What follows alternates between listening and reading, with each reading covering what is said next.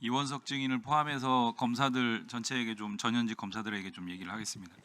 제가 법률가로서 재심 사건을 좀 많이 다뤄봤습니다.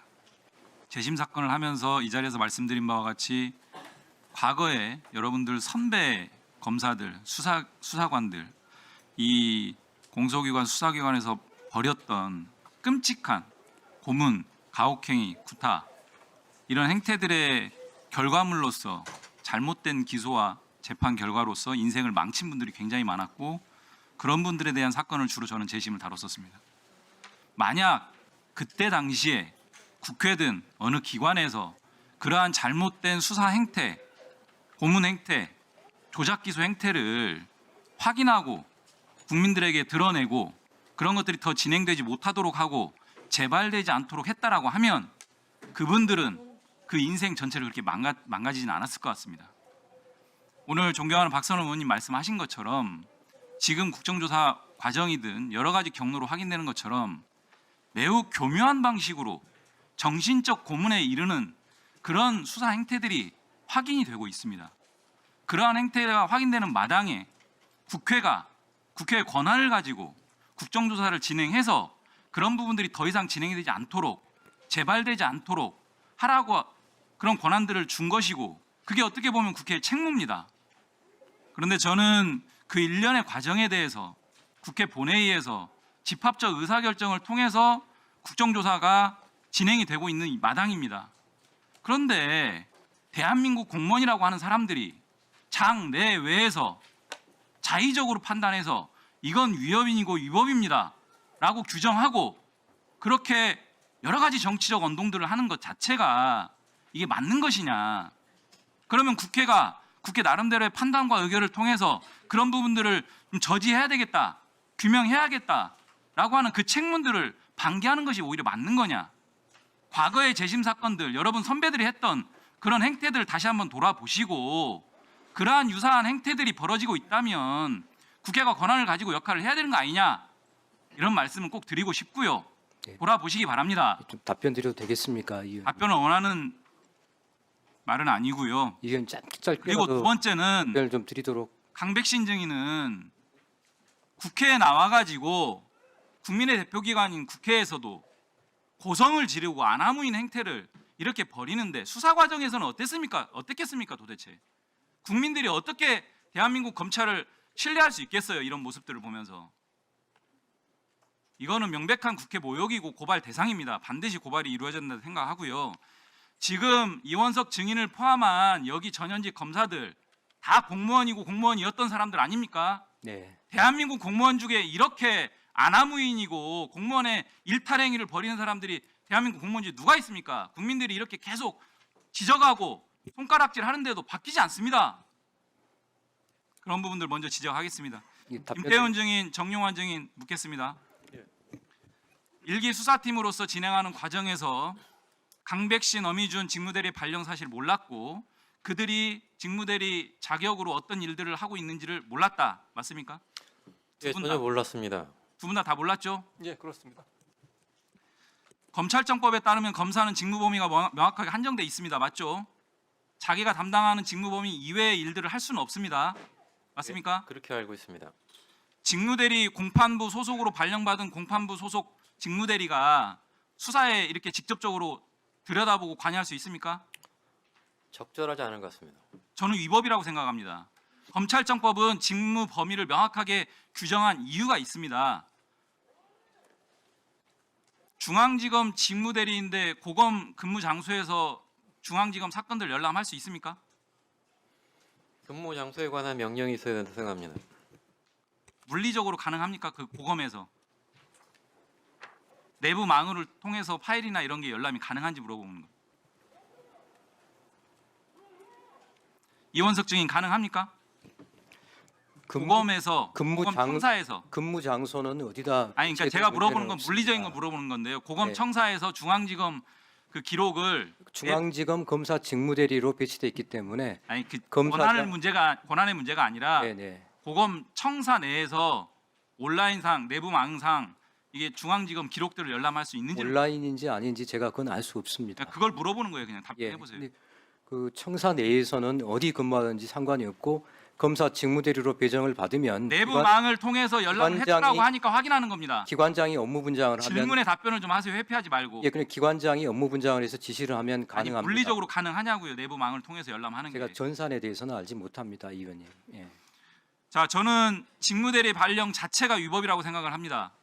김태훈 증인, 정용환 증인, 이 직무대리 발령은 그 소관 검찰청 소속 내에서의 직무대리 발령이 아니고 동부지검과 남부지검에 있었던 강백신, 어미준 검사를 중앙지검으로 발령한 겁니다. 저는 이거는 검찰청 법령에 규정되지 않은 직무대리 발령으로서 그 자체가 위법이다 이렇게 보는 거고요. 송경호 증인 시간 멈춰주시고 송경호 증인 나와주세요. 소위 이기 수사팀 이렇게 구성하고 발령하는 과정들에 관여했습니까? 제 결정입니다. 스스로 결정했어요? 네네. 강백신, 어미준 직무대리 발령도 스스로의 결정입니까? 제가 아마 건의드려서 행정 절차를 서울 밟아서- 고검장이 발령했죠. 그러니까 제가 지금 문서를 보지 못했는데 자, 그러면 제 건의- 본인의 의사네요. 제 의사입니다. 예. 예, 7월 달 한 달 좀 넘어서 정식 발령이 납니다. 맞죠? 어미준, 강백신 검사.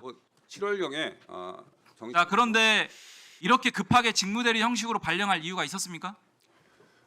대장동 일당들이 일기 수사팀이 존재했잖아요. 대장동 일당들이 취득한 천문학적인 범죄 수익을 자, 제가 이렇게 압탈하기 위한 묻겠습니다. 조치였습니다. 잠깐만요. 네. 일기 수사팀이 존재하는데 급하게 직무대리 발령할 이유가 있었냐고 묻습니다. 중앙지검장의 권한입니다. 이 권한을 물어보는 게 아니라 이유를 묻잖아요. 질문을 지금 똑바로 지금 답변하세요. 말씀드렸습니다. 그 왜 그렇게 급하게 졸속적인 직무대리 발령, 위법적인 직무대리 발령 형식으로 대장동 어차피 일당들이 들어보세요. 어차피 한 달 뒤에 정식 발령 나는데 일기 수사팀 존재하는 상황에서 왜 그렇게 판단했냐고 묻지 않습니까? 아마 의원님 잘 아실 텐데 일기수사팀이 자, 강백신, 어미준 픽 해가지고 직무대리 발령이라는 위법 발령을 통해서 한 것은 제가 말씀을 드리면 윤석열 사단 발령 그렇게 하는 겁니다. 자, 말씀을 드리면 다시 질문을 해주시면 제가 찬찬히 다 답하겠습니다. 예, 답변 드릴까요? 송경호 증인, 이 과정에서 저 답변할 내가 송경호 증인이 중앙지검장이죠? 그때 중앙지검장이었죠? 예 맞습니다. 그러면 아까 정일권 증인이 남욱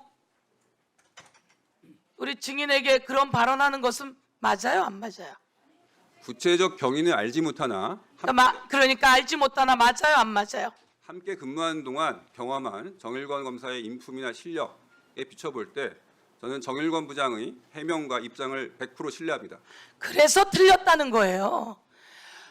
자, 뻔한 이야기에도 저렇게 자기네 것을 감싸고 위원장님, 온 국민이 보고 잘못된 걸 아는데도 정일권 검사의 품성으로 보아 100% 믿습니다. 이러니까 송경호 증인이 지금 사냥질을 했다고 지적받는 거예요. 아시겠어요? 위원장님 그리고 내가 한 번 더 물을게요. 그러면 명확히 피의자 자, 위원장님, 아까 잠깐 들어보세요. 위원장님 답변할 기회를 주십시오. 송경호 증인 요거 답변해 보세요. 그러면 요거 답변해 보세요. 입건도 되기 전에 한번 좀 보여주시겠습니까? 잘 안 보이는데. 이거 갖다 주세요. 자, 입건도 되기 전에 압수조서에 피의자 이재명하고 썼어요. 한번 이것도 보여주시겠습니다. 100% 실수입니다. 이렇게 이야기할 거예요. 한번 볼 수 있을까요? 중앙지검장 이거 갖다 주세요. 자, 이거 이따가 다시 줄 테니까 보시고. 예.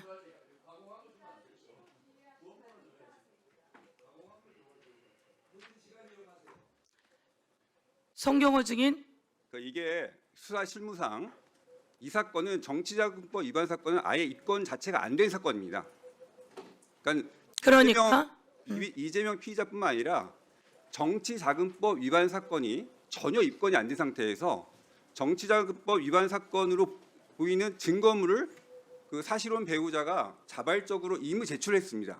임의 제출을 하면 압수조서를 이 형제 번호가 부여되기 전에 압수조서를 작성해야 할 수밖에 없는 상황이었을 겁니다. 수사 실무상으로는 이렇게 자발적으로 임의 제출하는 증거물에 대한 압수조서를 작성할 때 이게 사건명이 피의자 유동규에 대한 건지 피의자 김용에 대한 건지 피의자 이재명에 대한 건지 정확히 알 수가 없는 상황이니까 예를 들어 이재명, 유동규, 김용 누구라고 적어도 사실은 위법이 아니고 수사실무상 가능한 일입니다. 그렇지만 저는 자 지금 말씀드리는 건 다만 자, 이제 성경호 증인 잠깐만요. 잠깐만요.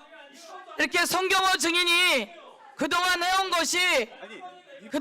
것이 아주 잘못되었다는 것을 이번에 다 드러나게 되네요. 입건이 안 돼 있는 남욱 증인에게 약속합니까 그러면? 배를 갈라서 잠깐만요. 그러니까 그러고도 저렇게 변명을 하잖아요. 자, 그런 인간 모욕적 발언을 하지 마십시오. 성경호 증인, 제가 어떻게 사냥개입니까? 성경호 증인 들어가세요. 국민 여러분 보셨죠? 인권 모욕 검사도 그만두고 변호사 된 자가 위원들에게 저렇게 소리치는 거 보셨죠? 설명을 드리는 겁니다. 설명. 윤석열 닮았어. 윤석열 닮았어. 윤석열 사단, 윤석열 측근 오늘 그 본 모습을 그대로 국민들이 보고 계십니다. 위원장님, 자. 질문을 하시니까 제가 설명을 드리는 그러니까 거죠. 들어가세요. 이제 성경호 증인 들어가세요. 전혀 그렇지 않습니다. 예. 들어가세요. 위원님 생각이십니다. 네.